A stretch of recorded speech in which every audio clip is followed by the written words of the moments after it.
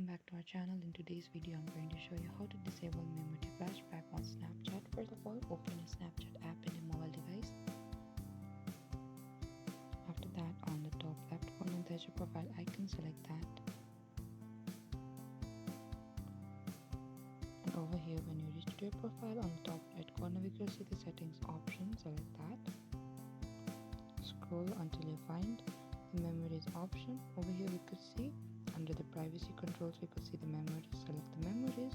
What you have to do is simply unallow this smart backup and save button option. You can click on that option and tap on the camera only and go back, and this is it.